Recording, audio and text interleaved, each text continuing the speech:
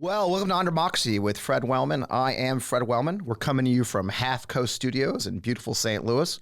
We're sponsored now by our friends at Vi Media. So Vi Media is an award-winning digital marketing agency right here in the greater St. Louis area. They're a marketing partner that generates proven growth for their clients in a variety of different industries within the greater St. Louis area and now nationwide. So they can serve all of your digital needs and all your marketing efforts. And I hope you'll give them a call. Check out Vi Media at vi.media. That's VIE.media on the web. They're a great partner for us and also the home here of beautiful Half Coast Studios. As I mentioned last week, I'm so excited to bring the new season, the new format of the show to you on all the different places you can find your podcasts and, of course, now on YouTube, which is why you can see me. As the name implies, On Democracy is a weekly discussion of the state of our democracy. My goal is to bring you the top voices you've heard of from, top advocates, politicians, experts, journalists, academics. But really, I also want to present you the voices maybe you haven't heard of before. Maybe you don't know somebody, but they're in our fight. They're in the fight for our democracy every day, and you should know their work, and their work matters. So I'm thrilled to bring them all to you. We'll be presenting new episodes weekly right here, wherever you get your podcasts, as I mentioned. Of course, I hope you'll subscribe to us on YouTube and all the places you get your podcast. And with that, let's get on with the show.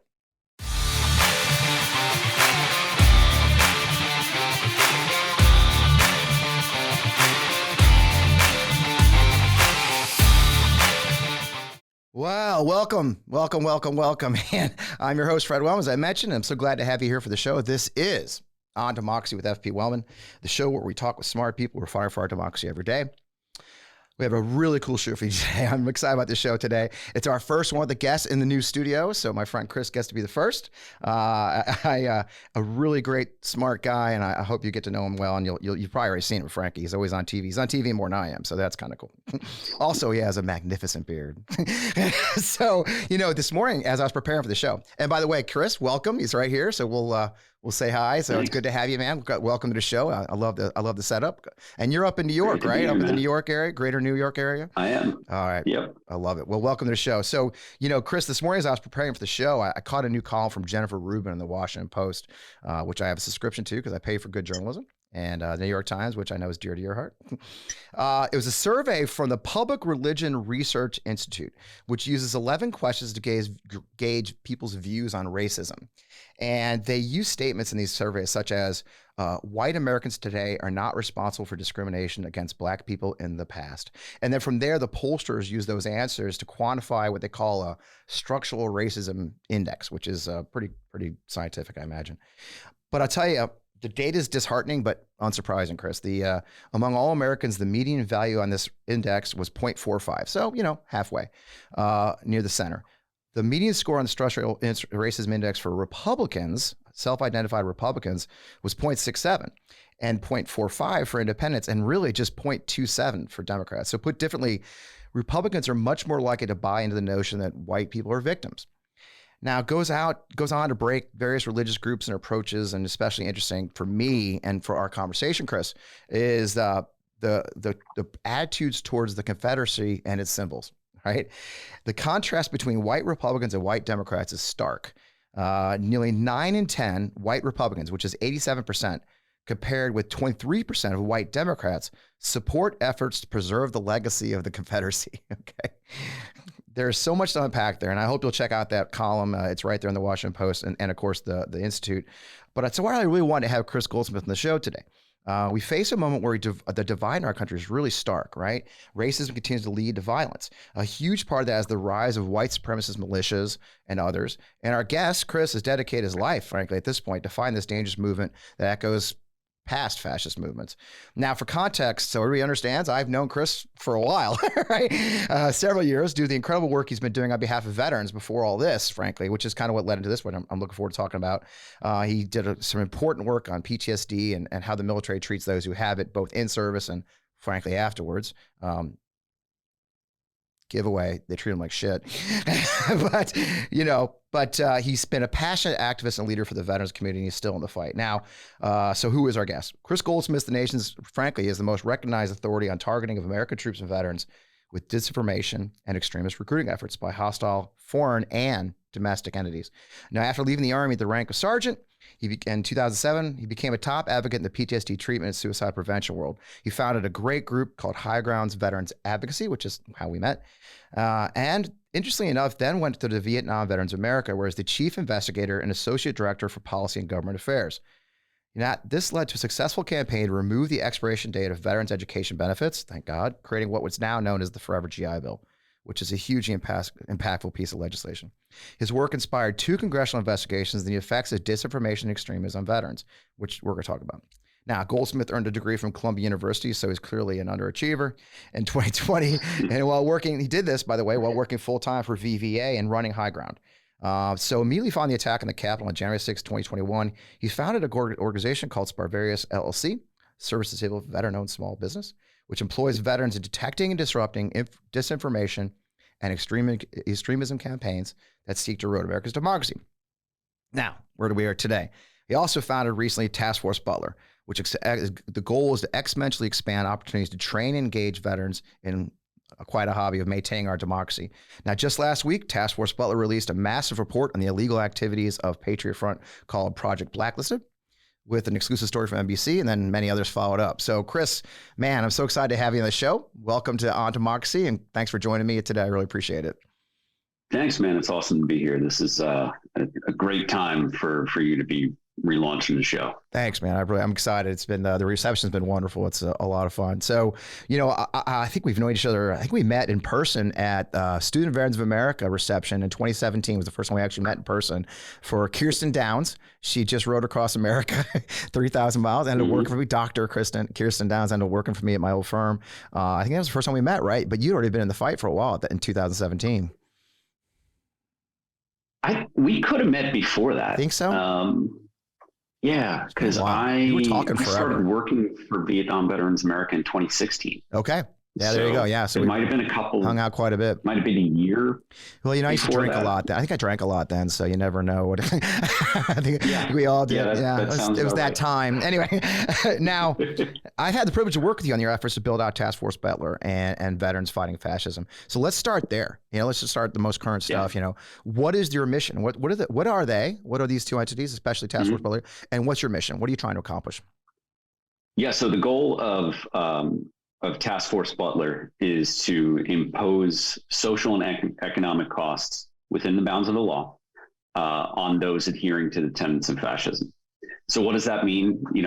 I always, during interviews, want to make sure that I help people understand that I'm not being hyperbolic. When I use the term fascism, I'm not describing Republicans. I'm describing some Republicans. I'm talking about people who are ethno-nationalists, who believe in, a godlike figure who can do no wrong, who, ought to run the country unopposed without being held responsible for anything. I'm talking about people who, believe in strong social, economic regimentation, nationalized,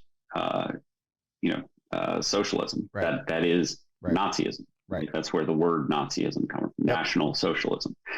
So Task Force Butler Institute started because I started working with a couple of vets that I served with as in a hobby of joining militias and fascist gangs like Patriot Front and sabotaging them from the inside. Took me a while to learn how I could figure out how to get paid to do that work. So I started the business Sparverius. And it very quickly, immediately after the election, the insurrection, became clear that there's a huge demand for veterans who do this kind of work. Maybe not infiltration, but at least studying these far-right groups and working against them. So as a pilot program at Human Rights First, we worked with Veterans for American Ideals and my team at Sparverius of subcontractors to launch this nonprofit. And it's very small right now. We right now have 10 volunteers. Actually, I think as of this week, 13 volunteers. We're onboarding some new folks. But last week, our release of Project Blacklisted was our first example of a deliverable. This is what we can do. 10 volunteers in our free time, a 238-page document that lays out not just one case against the fascist gang Patriot Front, but multiple, the federal cases and 3 different incidents in Pennsylvania, in Idaho, and in Boston, all of where they committed, if they didn't actually commit violence, they were involved in a conspiracy that was undermined when they all got arrested, in the case of Idaho. Right. Yeah. Idaho seems significant, right? That was the first time that they finally got pulled over. They got arrested. They got unmasked. Thankfully, there were cameras there. It seems to be a big turning point for it and the efforts to turn it back, along with, as you mentioned, January 6th. You know, I was involved in some of the efforts to identify the January 6th conspirators. Remember, there was quite a few groups of, you know, Capitol hunters and others who were aggressively, you know, looking at. I spent quite a bit of time in a group that has, I think you were part of it, and then, you know, Malcolm Nance was there, and where we would look at these guys' gear and say, all right, that guy's a cosplayer, you know, that guy's that guy's clearly a veteran. This idiot wore his military patches. So it seemed like that was an accelerant. And then here we have Idaho. Was that a key? It seemed like a key point for you as you went forward, Project Blacklist. So what does it do? What's in that report, and what really makes it special? I think we talked about the other day, the fact that blacklisted has some connotations with it. Where does put me in the framework for that? Yeah. So the name blacklisted came from our intent. This fascist group, and it's self-described fascist group, right? This neo-Nazi group. Patriot Front is not, you know, they're not pretending. They're of the groups, you know, Oath Keepers like to pretend that, oh no, we're supporting the Constitution. It seems to me the Patriot Fronts, they've been very clear where they support and what their motivations are, right? Oh yeah. Yeah, they don't talk about the Constitution. No. They talk about the nation, right? They're nationalists, families, they're white nationalists. White right? Families, right. Yeah, exactly. So Patriot Front is most known for these kind of like clownish marches. They're all wearing white masks. You know, it looks goofy, but so does the KKK, you know, in their white hoods. And we've seen KKK murder people over the last couple hundred years, right? So just because they look goofy doesn't mean that they don't actually cause harm. So they do these marches. Anti-fascists or just regular people who don't consider themselves anti-fascists will be like, hey, fuck you, racists. Or cops will show up, and then Patriot Front literally runs away. They pile into the back of U-Haul trucks and they drive away. Yep. And, you know, sometimes during these marches, they'll seek out and target a lone black male. Yep. They'll assault him. They'll throw a smoke grenade. They'll use weapons, all sorts of shit. And these are kids. They're, you know, I use the kids not to excuse them. They're in their 20s, right? They're like what I was when I served in the Army, capable of doing a lot of fucking violence, but still maybe a little young and stupid, right? So these guys growing up, you know, as younger millennials and as Gen Z, they're masters of social media, right? So they know how to capture video, capture photos, and present what they refer to as propaganda. So they will attack someone. They'll physically assault someone who's alone, and there's literally 200 of these fucking fascists. Yep. And then they'll post a video and make it look as if this lone person tried to pick a fight with 200 armed individuals by themselves, right? So our goal is to dismantle this propaganda and tell the true story of Patriot Front, that they are not just a criminal fascist gang, but they're engaged in stuff like racketeering. You know, they are moving money. They're traveling across state lines. They're breaking like dozens of laws with every single action that they engage in. And that was what came out of the Idaho, right? Most of those guys, none of those guys were from Idaho. They had come from multiple states. They'd rented the vehicles separately. They're using cutouts. And I want to circle back to something you said that I thought was really interesting is the disinformation part. I think that's what's different for me compared to historic, which we'll talk about, historic militias and all, is these guys are very savvy, or at least semi-savvy, I should say, of understanding the use of social media, the use of cameras. They film everything, right? There's a way, and we saw that at the Capitol, right? Everybody had a camera there. Everybody's a journalist. You know, I'm not an insurrectionist. I'm a journalist. Right? Everybody with the freaking iPhone's a journalist now. But it seems like that's part of their effort, right? It is to create the fear, and that's the goal, right? Is to create the fear.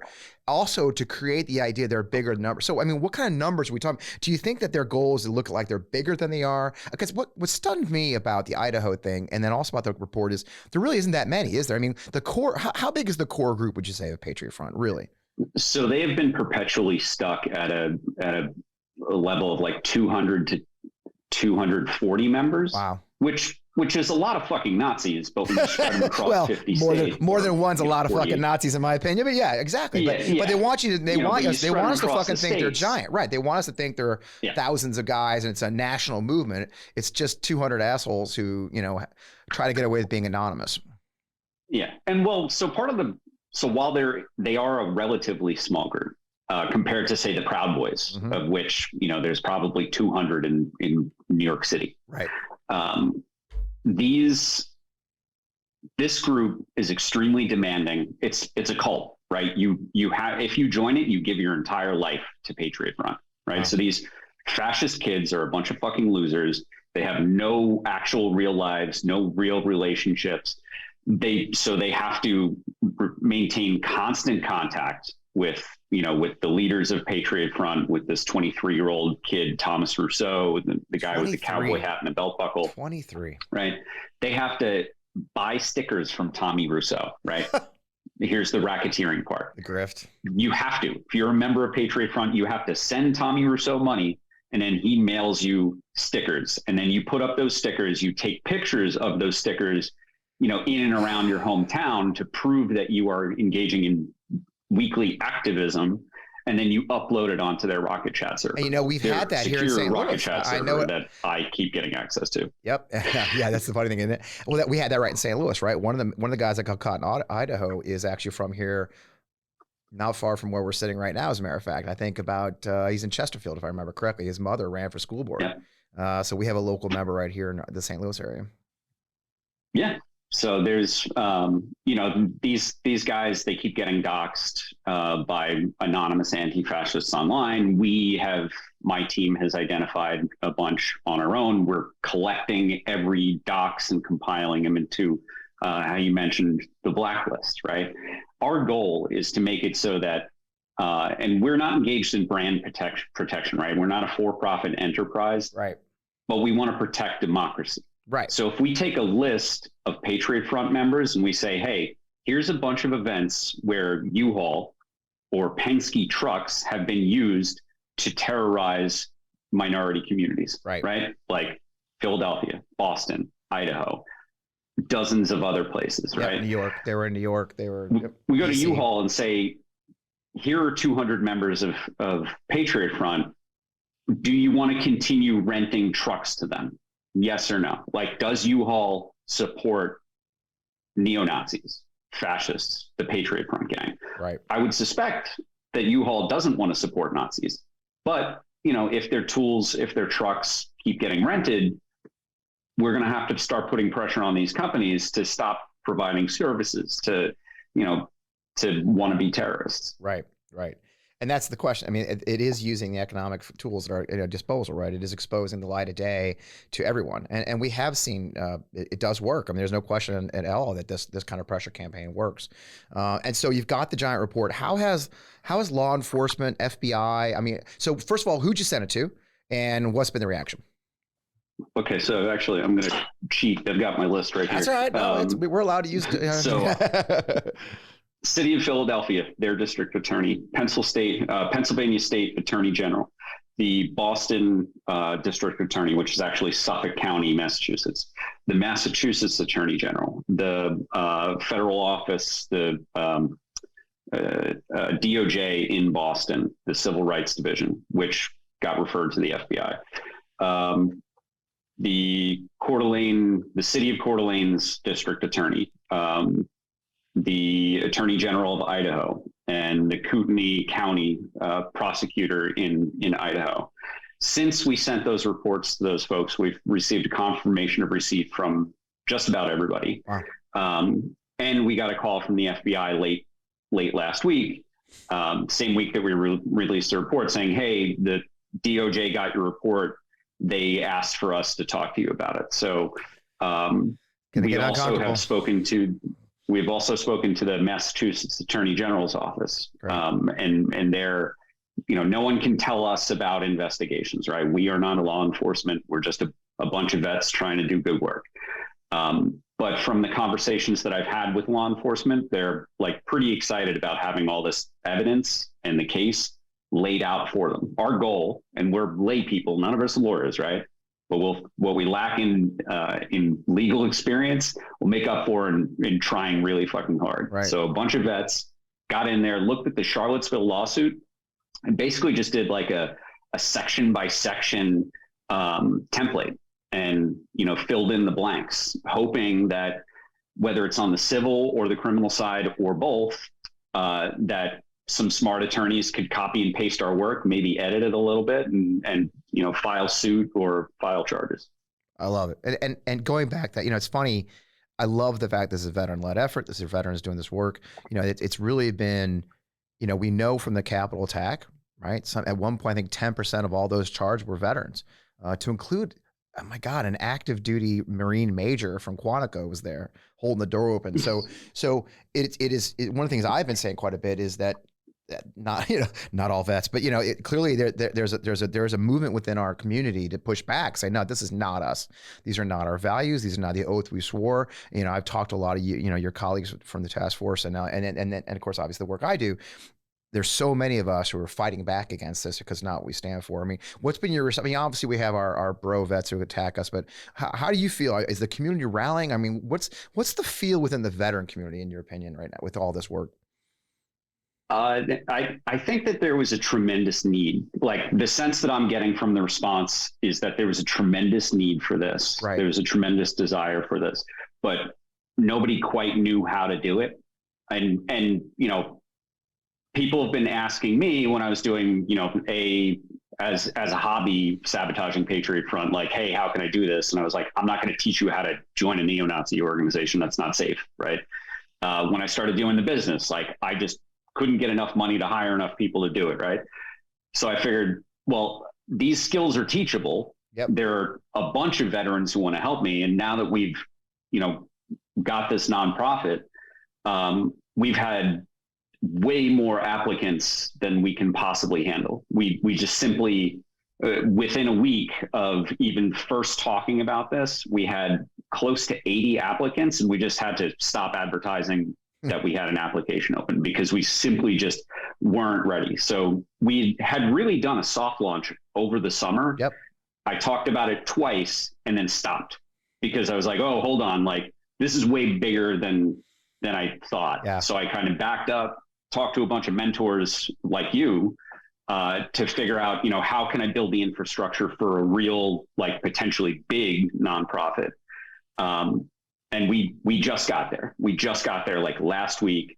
Now we're at a point where we can start onboarding new members. We have our training programs laid out. We're starting to develop our own technology. I can't tell you what the wizards do, but like, I have a whole bunch of smart data people. So I have Matt back here behind us. They do magic. Just I don't do know. things. I'm a human intelligence guy. I could, bald head, tattoos, like, you do kind of stick out. Big beard.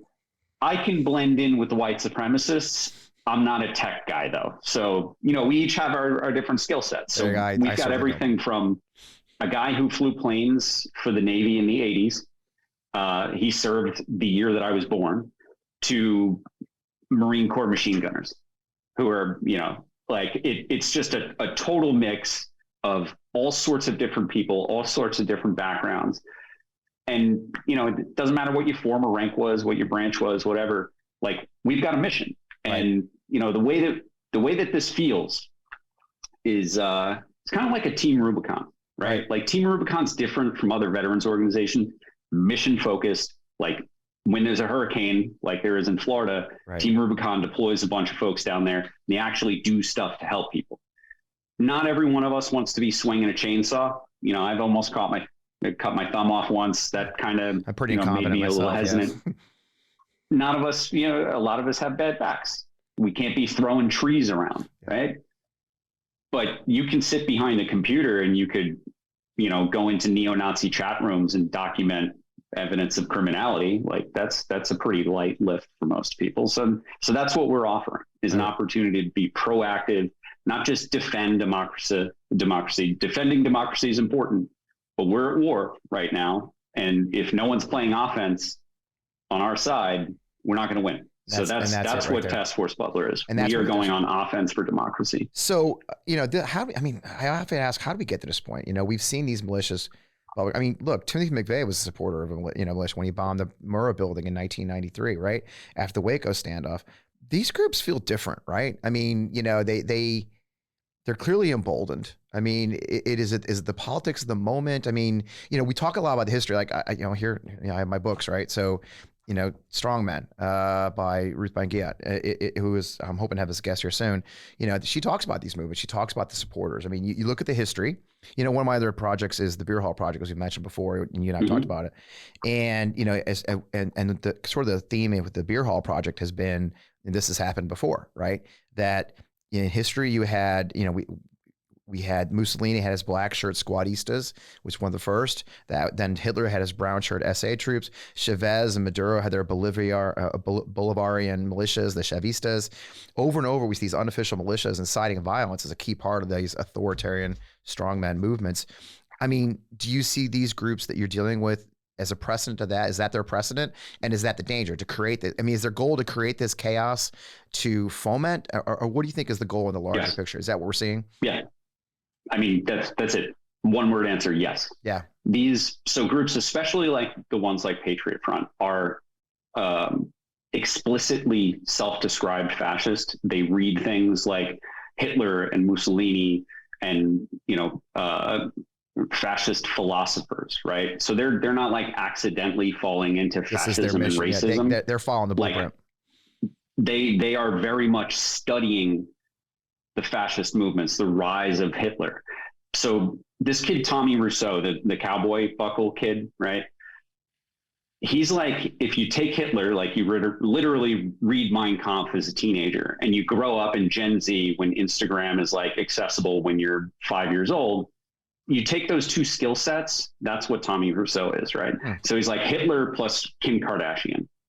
Great, propagandist, creating a brand for himself the way that Kim Kardashian does. He just paints everything in red, white, and blue. Like literally red and blue filters is like their shtick.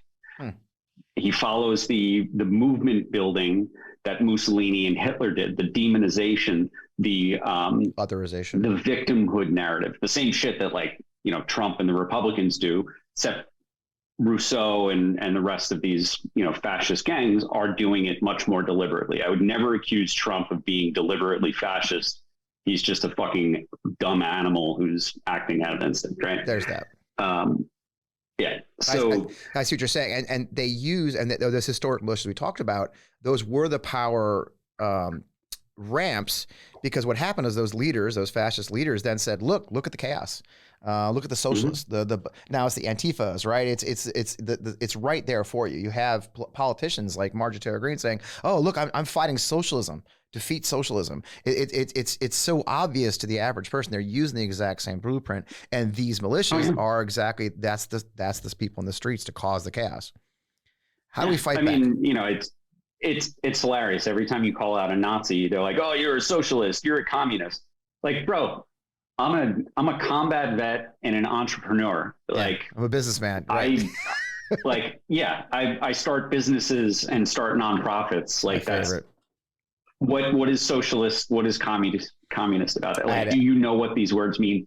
Either they do and they're trying to gaslight everyone, or they're just stupid. And most of them are just stupid. Well, it's funny, when we announced this show, Kris, I on Twitter, there's claims to be an 85-year-old man. I'll believe when I see it, it's probably a Russian, but he's like, "Oh, look at this guy Wellman. He has a Libby. West Point produced people like Ike and Patton, and they got these libs. When the Republicans take over, getting rid of these guys." I'm like, bro, I went to freaking West Point under Reagan.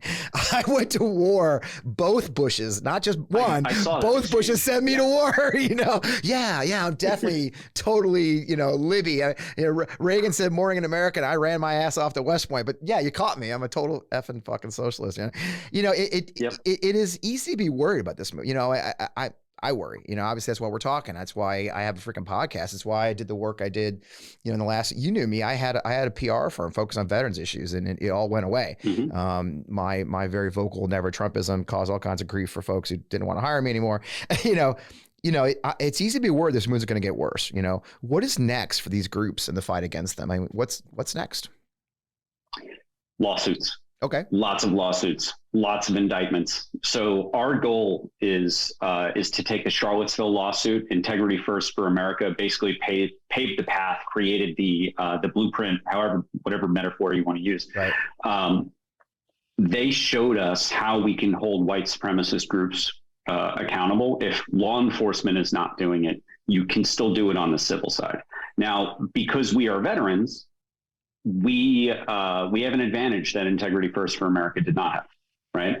We as veterans are able to yield the privilege that comes with, right? Right. Me, the bald, white, bearded guy, if I get on TV and I start saying the FBI is making a choice not to arrest neo-Nazis when I wrote a 238-page report documenting their many, many violations of federal statute, the FBI listens. Why? Because I'm white and because I'm a vet, and I'm going to wield that identity against them. Yep.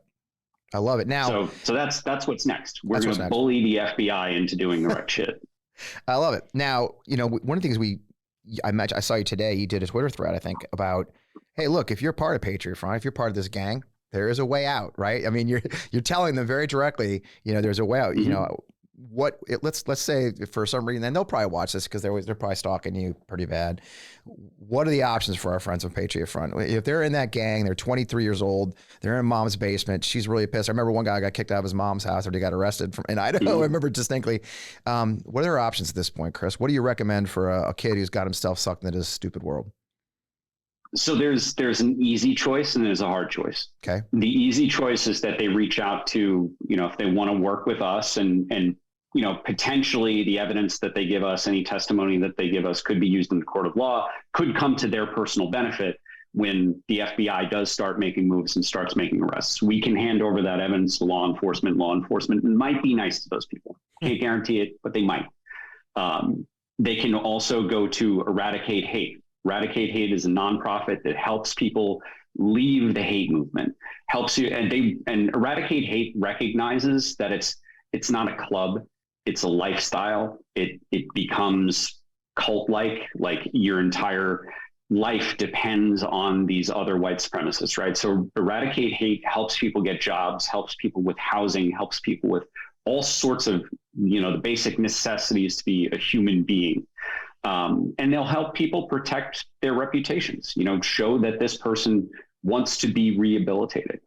The second choice is they could buddy up next to Tommy Rousseau, the 23-year-old loser, in the cowboy hat from Haslett, Texas, and say, no, I would never betray my buddy Tommy. And then Tommy is going to get arrested and he's going to raise a bunch of money because he's the only one with a platform. He controls all the social media accounts, the website for Patriot Front. The white supremacists will start making, from around the world, will start making donations in crypto and all, maybe even $1 million donations to Tommy Rousseau. But do you think that's going to go to the 220 other members around the country? No, those gang members are screwed. So when Tommy Rousseau gets hit with, a civil suit on the federal level, civil suits across the country, state level, and each of these individual members are named as co-conspirators for, say the 200-person march in Philly where they attacked the black man, or the 200-person march in Boston where they attacked a black man. If you attended that march, who attacked either of those men, you're now a co-conspirator. Yep. These are serious crimes. That's 10 years. Conspiracy is 10 years at the federal level. Right. And then the state can still prosecute. So, people can either do that. They can marry Thomas Rousseau and spend the next 10, 15 years in jail, and maybe get out then on good behavior. Or they can help us with the investigation. We can bring an end to Patriot Front. And hopefully, organizations like Life After Hate can help them to legit rehabilitate their lives, put themselves back together, and start moving forward with their lives. Wow, that's great. So Eradicate Hate online, right? Easy to find. So we did have one question from Twitter. And it's, I think we may have touched on it, but I want to bring it out because I always try to appreciate everybody following us. By the way, follow On Democracy Pod on Twitter. Will jailing domestic white nationalists and Nazis be enough of a deterrent to their enrollment? She says she's comparing it to Al Qaeda, where more joined after some got arrested or killed. It's an interesting question because there's now Al Qaeda, these terrorist groups, it's funny. So I think, you know, my background, I think you've heard, I had, my interpreter was murdered. Mm-hmm. My first interpreter was murdered, and I got his family out. And I was recently talking to his widow about when Bassam got murdered. What they did first was they kidnapped him from a store, and then they held him for 3 days before they killed him. And they actually called her every day from his cell phone, threatening, you know, saying, you're never going to see him again. This is it. And you know what she said to me this is just a couple weeks ago. She said, you know what struck me, Fred, is they were kids. They were like teenagers. I swear to God, I don't think one kid, his voice hadn't gotten deep yet. You know, I mean, they were just kids who got sucked into this terrorist network, Al Qaeda, and sucked into that world. And I think we've heard the same thing here. So, you know, will jailing be a deterrent? Can we stop this movement? Yes, jailing is a deterrent, and so are civil suits. Okay. You know, the defendants of the Charlottesville neo-Nazi lawsuit will be impoverished for the rest of their lives. And that, taking individual, like, not every neo-Nazi is going to get sued, right? But taking those who are out in front, who, you know, all of the neo-Nazis know because they're like influencers to them, right? And you make them poor for the rest of their lives. You're showing the rest of those neo-Nazis that, you know, if you want to raise a white family or whatever, you're not going to be able to, because after you get sued for whether it's damaging property or committing violence, and your name gets destroyed and associated with these neo-Nazi groups, you're never going to get a good job again. You're never going to go to school. You're never going to be in peace for the rest of your life. So that's what the spirit of blacklisted is. If you want to be on the blacklist, stay in Patriot Front. We'll find out who you are. We'll identify you, and we'll give that information to our partners in nonprofit spaces, law firms, even to law enforcement. If you want to stay off the blacklist, you can reach out to Task Force Butler, and you can participate in our investigation and make sure that you are part of ending a hate group. You know, it's not just the jailing, it's the impoverishment due to lawsuits. That is a serious disincentive. These people like guns. Guns are expensive. Ammunition is very expensive. You can't afford that shit if you have a judgment over your head for the rest of your life. Or if you're a convicted felon, like, you can't have them anyway. Yeah. You know, if you owe $24 million to a plaintiff, you're never going to make that money. So every time you get a check from anyone, it goes away.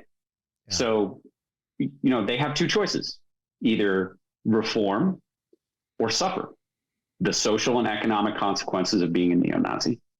Yep. You know, we talk a lot about, I think for the larger picture for average Americans, you know, we talk a lot about, you know, what would I have done if I'd been in Germany in the 30s, right? You know, and this is your moment. This is your opportunity. The signs are all there. We face a moment in history right now in the United States of America, of all places, where these openly fascist, these openly white nationalist groups are literally parading in our streets. I think you as an American, when people ask me what could they do, what can they do? Things like this. They can be part of Task Force Butler. They can donate. I mean, I'll be very direct. Yeah. You won't. You're much more subtle than I am. Look, folks, if you're watching this and you've got a couple of dollars in your pocket, it's a nonprofit organization. Please give to Task Force Butler. I know they're doing great work. You know, that money drives a lot of things in this world. If you want to fight back against fascism and you've got about $25 in your pocket, I know they'll put it to good use. I guarantee that. It is that way. Go ahead. You know, let me be really direct. Please do. If we find a big fish donor who can give us $550,000, that's what it would take to take my staff from my for-profit business and just move us over to the nonprofit model and make us sustainable for the first year. That would allow us to pay for all of our technological needs. It would make everybody, all of these veterans who work for me are making a living wage, and we're doing good stuff. Project Blacklisted, 238 pages, you know, looks like a legal document, is apparently going to be used in a whole bunch of indictments and lawsuits. That was 10 volunteers in our free time. Wow. Imagine what we could do if we had staff.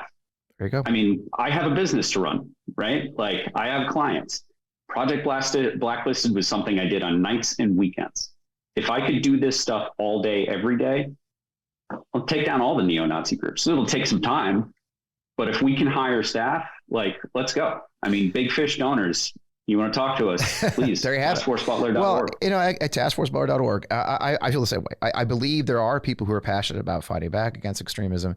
They talk about it. But look, Money talks, and this takes activity. People got to eat still, right? So we can't believe, if you really do believe in this democracy, if you really believe we're gonna have to fight back, it is, yes, we're in the middle of the midterms. We're gonna have to. I can't emphasize enough supporting some of our candidates. I've got some stickers on my computer, but also this is the fight. This is the fight of our lifetime. There was a chance in 1930s, or not really 1920s Germany, if we're accurate, but that's, people forget that's when the whole thing started. There was a chance. Do we really want to wait till it's too late? If you're sitting on your money, thinking, it's more than commercials, right? It's more than, it is about donating to folks like yourselves. It's donating to eradicate hate. It's getting these people off the streets. We can save a generation before we go down that track and save the United States of America. So I'm thrilled. What did I miss? What I got a good point in there. Is there anything I'm missing? And we've had a great conversation. What did I fail to ask you, my friend?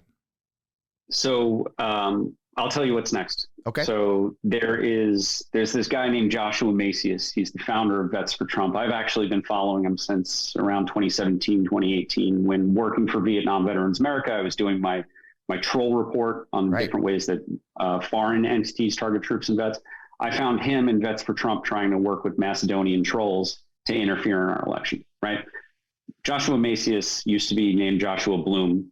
Changed his name because he kept getting sued, I think, as a realtor, maybe. So he changed his last name, right? That's who this guy is. He's a Navy vet, like kind of served, not a combat vet, but makes it kind of, he says things like he's survived the firefights. He's never been in a firefight, right? So stolen valor, typical Trump vet, right? This is one of the two QAnon maniacs who got arrested in Philly just after the election, maybe the night of the election, trying to stop the steal, right? With Virginia, drove from Virginia in a Hummer with the QAnon stickers on it and a bunch of guns and a samurai sword, because these people are fucking morons, trying to stop the steal, right? So his case is just about to start, right around the corner from that. I am right now, like, as we're recording this, I'm going to go, as soon as we're done, I'm going to go back to finishing this report. I'm creating a brief for the district attorney in Philly and for the January 6th committee that shows Joshua Macias on January 6th with the insurrection in the background. He's at the Capitol after being a VIP for the Trump speech, right? Chief organizer of the riot. He was with Stuart Rhodes and Enrique Tarrio the night before in DC. As the riot's going on, he is talking into a radio. We don't know who's on the other side of the radio. And he says, can you see me now? And there's a bunch of cameras in front of him. The person responds, I guess, in the affirmative. He stands up on a platform with the Capitol riot in the background and starts talking directly to Trump, saying, President Trump, invoke the Insurrection Act, not to stop the insurrection that was happening, but to empower Vets for Trump, the Proud Boys, the Oath Keepers, and the rest of their co-conspirators to become Trump's black shirts, brown shirts, actual armed militia engaged in a violent insurrection. So for some reason, the feds have not arrested Macias. He's only dealing with this city of Philadelphia case. This report, in the context of the Oath Keeper hearing that's going on right now, where they're talking about the Insurrection Act and how they thought the Insurrection Act allowed them to be an armed militia and kill Americans, makes no sense. I am pretty sure that the video is damning, like talking to Trump, say, invoke the Insurrection Act. My buddies Tarrio and Elmer Stewart Rhodes want to take their guns and start killing members of Congress. Which they had stashed in a hotel in Virginia, as we know. So I'll be publishing that, after I send it to the prosecutors, after I send it to the Jan 6 committee, I'll give it to the media, and hopefully, people start talking about, why isn't Vets for Trump something that's been mentioned during these January 6 hearings? Why haven't the feds charged Joshua Macias when he already took guns to Philly to stop the steal? He was a chief organizer of the insurrection. Why is this guy not in jail? So again, Task Force Butler, if we have to be about bullying the FBI into arresting neo-Nazis and insurrections, that's it. If you're a vet, you want to bully the FBI into doing the right thing, join us. Use our privilege as veterans to bully the FBI into arresting neo-Nazis and insurrectionists. Like, what's more fun than that? I'm a fan. I'm a Lincoln Project guy. I'm all about that. So it's good trouble. Good. There's that's the famous phrase, right? Cause good trouble. And I think it sounds like you're doing a lot of good trouble. So where can we find you online, my friend? So I am at Kris, spelled weird because my parents sabotaged me early on. It's at KRIS Goldsmith 85 on Twitter. To follow Task Force Butler, it's at Team TF Butler. And you can visit our website. If you're a vet, you're interested in joining, you can sign the interest form. Again, we have way too many applicants to get everybody, but we will take a look at the list. And if you want to donate, if you're a big fish donor, please reach out directly. You can if you're DMs are open. Snap your fingers, and you could have 10 veterans who do nothing but hunt fascists all day for a living. And we would love to do it. Yeah, I agree. It'd be great. I mean, honestly, and I've met some wonderful people in my work in the politics that are out there that just need to know about this. So I hope we can help get the word out. So again, if you got a couple dollars in your pocket, folks, please, I urge you to donate to this organization. I know the guys in charge, and I may even know some of the people supporting them. And I can tell you that they'll put this money to good use, and will make a difference in the world. Well, Kris, thanks so much for joining me. I really appreciate it. As always, you can always find me at FP Wellman on Twitter. Our show is at On Democracy Pod on Twitter. The most important thing, of course, we're on YouTube where the show will be broadcast. I hope you'll like and subscribe and share and subscribe and that'll be the key to everything. Share it with your friends.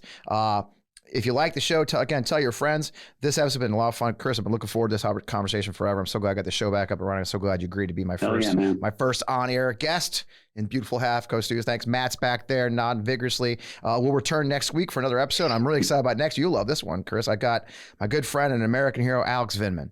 Lieutenant Colonel retired Alex Vindman. Right. Alex is going to join us. We'll talk about Ukraine, the fight for freedom across the world. And of course, the fight that he did. I'm so proud to call Alex a friend, a dear friend, and have his book right here. So again, thanks for joining us here at On Democracy Pod. I am Fred Wellman. We'll see you next week, Kris. Good luck in the fight, man. Have a great day. Thanks a lot, brother. That's all I've got. Thanks for all the support, man. I appreciate you, brother.